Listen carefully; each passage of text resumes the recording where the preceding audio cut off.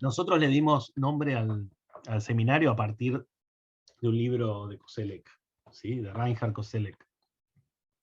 O sea, el concepto de futuro pasado, ¿sí? Lo sacamos de un libro que reúne una cantidad de textos distintos de Koselleck vinculados con esta categoría, ¿no? La de futuro pasado. El subtítulo de ese libro, que es de 1979, es para una semántica de los tiempos históricos. ¿Sí? Ahí está el uso, ¿no? de la semántica histórica para la construcción de una lectura en general de la época. El libro es compañero de un diccionario que se llama Conceptos Históricos Fundamentales. Creo que Gabriel Paskansky en algún momento nos va a iluminar sobre eso.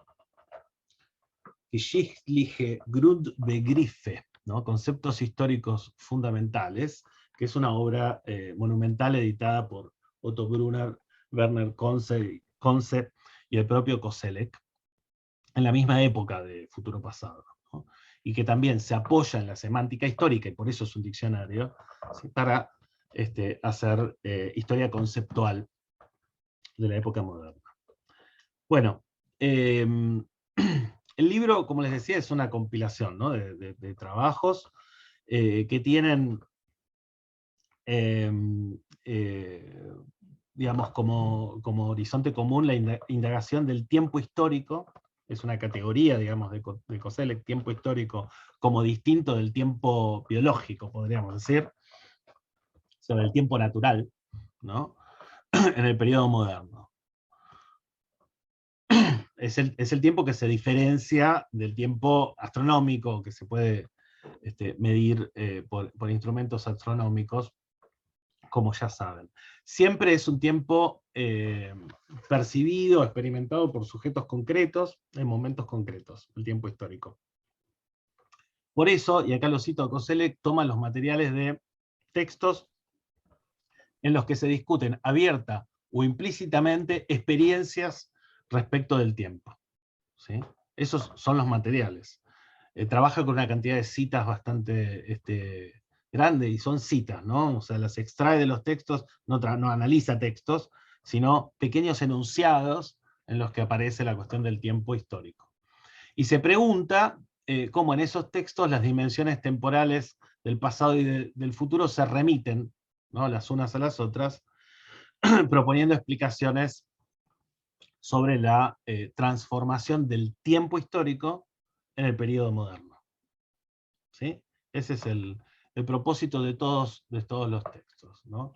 Y la hipótesis general con la que trabaja es que, y lo cito, en la determinación, esto es una cita, vamos a decirla despacio, en la determinación de la diferencia entre el pasado y el futuro, o dicho antropológicamente, entre experiencia y expectativa, se puede concebir algo así como el tiempo histórico.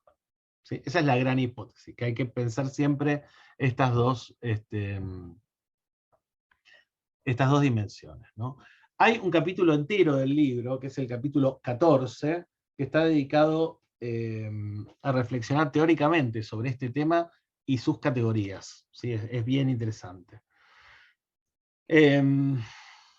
Y a Koselleck le interesa que estas categorías, ¿no? Experiencia y expectativa, que están tomadas del mundo de la vida, ¿no? Nuestras experiencias y nuestras expectativas, podríamos decir, conectan la temporalidad del hombre, o sea, de la experiencia humana, metahistóricamente con la temporalidad de la historia. O sea, le permite pensar algunas cosas generales en relación con la historia.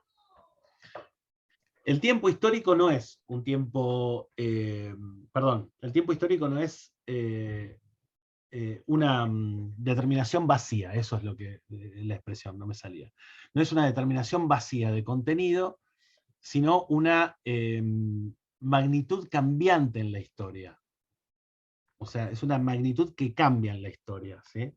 Y su modificación se deduce de la coordinación entre expectativa y experiencia. Eso lo explica en el capítulo 14. El tiempo histórico solo existe en el cruce, ¿sí? En el presente de estas formas de experiencia e imaginación. Experiencia, porque siempre es pasada, imaginación, porque tiene que ver con lo que todavía no aconteció, ¿no?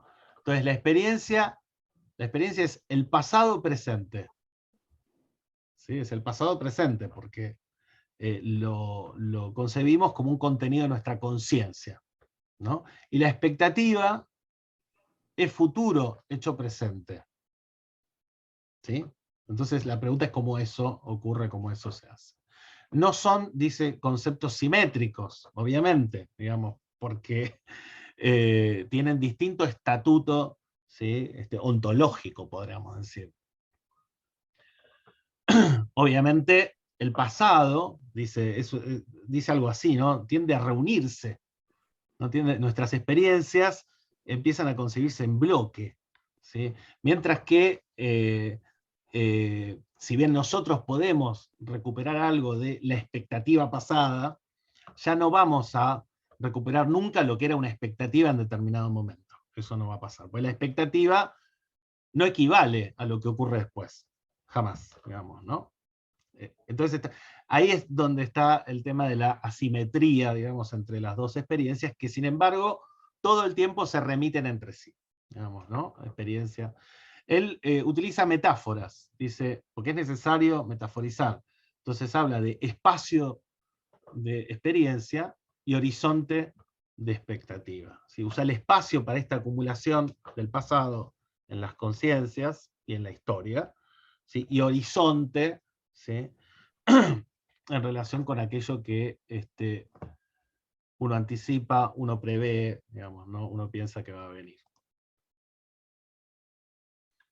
Lo del espacio, además, dice que hay que pensar el pasado necesariamente con formas espaciales de totalización, ¿no? Sin mesura cronológica. Una vez que es pasado, ya esa experiencia tiende a acumularse, ¿no?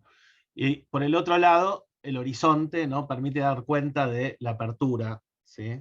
De la apertura vinculada con las expectativas, a una nueva experiencia, digamos, ¿no? Acá hay unas citas geniales que no les voy a leer.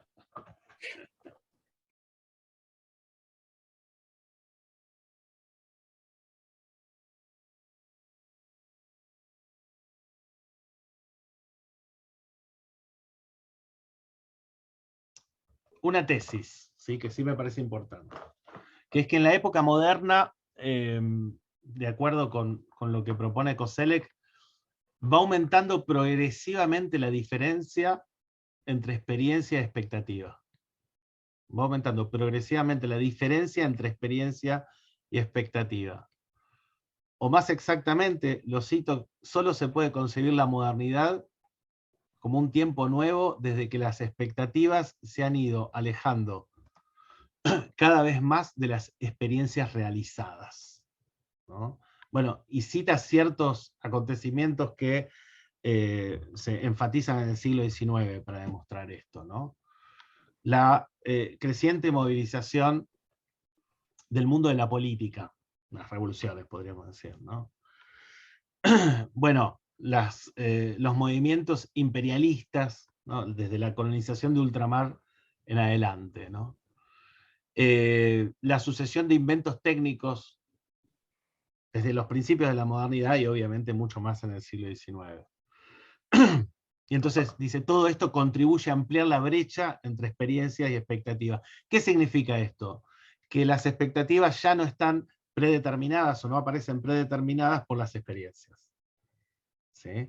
Algo que sí podía sostenerse respecto de un mundo premoderno, digamos, ¿no? Donde había la idea de que en realidad el futuro conllevaba alguna forma de repetición, ¿no?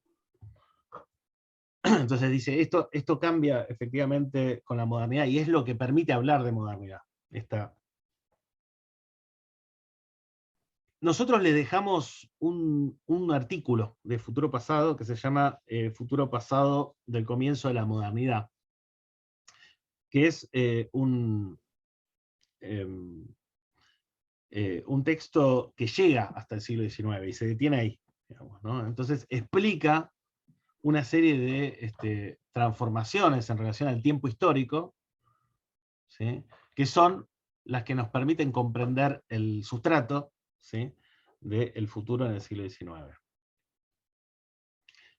La pregunta que hace ahí es, ¿qué nueva calidad ha adquirido el tiempo histórico que ocupaba el espacio de tiempo aproximadamente entre 1500 y 1800? ¿Sí? Ese es el periodo en el cual Koselleck encuentra una gran transformación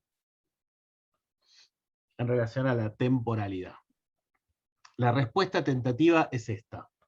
En estos siglos se produce una, este es el concepto, temporalización de la historia.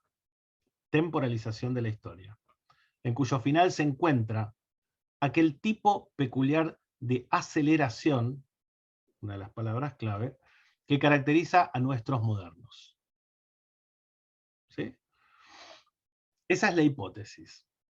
Dice, preguntamos, pues, por la peculiaridad del que se ha denominado el principio de la modernidad. Nos limitaremos a aquel aspecto que se nos ofrece desde el futuro correspondiente a las generaciones pasadas, ¿no? Acá está la cuestión del futuro pasado, es decir, cómo efectivamente se va transformando, ¿no? la experiencia de la expectativa, los horizontes de expectativa en su relación con con el espacio de experiencias y por lo tanto, ¿sí? La idea misma de futuro. Dice, con más concisión nos abocaremos al futuro pasado. No sé si pudieron leer el texto. O sea, es uno de los textos obligatorios de esta semana y bueno, tiene alguna centralidad para nosotros, ¿no? La estrategia que usa Koselleck es interesante, incluso didácticamente, ¿no? Porque para explicar lo que pasa entre esos dos términos, entre 1500 y 1800, recurre a una imagen y sus interpretaciones, ¿no? En este caso es el cuadro de Albrecht Alldorfer, La batalla de Alejandro, de 1529, o sea que se ubica al comienzo del periodo que toma, que a su vez remite, ¿sí? Obviamente, al tiempo de Alejandro Magno, ¿no? Y entonces compara, ¿no? La representación del cuadro con una interpretación del cuadro que hace Friedrich Schlegel en 1800, ¿no? Para mostrar la distancia que hay entre Alldorfer y el tiempo antiguo que está representando, y la que hay entre Schlegel y Alldorfer, ¿no? En el caso de Alldorfer, ¿no? Lo que aparecería en este cuadro, que es un cuadro de claro código apocalíptico, ¿no? Es cierta idea de contemporaneidad con el fenómeno histórico que está representando, ¿no? Como si pertenecieran en realidad a un mismo tiempo, ¿sí? Como si la época de el emperador Maximiliano, ¿sí? Correspondiera a la de Alejandro Magno, ¿no? Y entonces la interpretación de Schlegel, que es la otra cuestión, es el que toma Koselleck, es que para Schlegel este cuadro, ¿sí? Representaba, cito a Schlegel y a Koselleck, la más elevada aventura de la antigua nobleza. Es decir, ya lo muestra como algo del pasado. Y entonces, para Schlegel, dice Koselleck, en los 300 años que lo separaban de Alldorfer, transcurrió más tiempo, o en todo caso, un tiempo de otro tipo, que para Alldorfer, en los cerca de 1800 años que se extienden entre la batalla de Iso, que es el motivo de la representación, y su representación, ¿no? Está bueno el movimiento que hace. En términos conceptuales, los dos aspectos, ¿no?, del cambio moderno del tiempo histórico en este periodo entre vamos a dejar de compartir esto, entre 1500 y 1800 que toma, son, por un lado, el debilitamiento de la escatología, ¿sí?, es decir, de una manera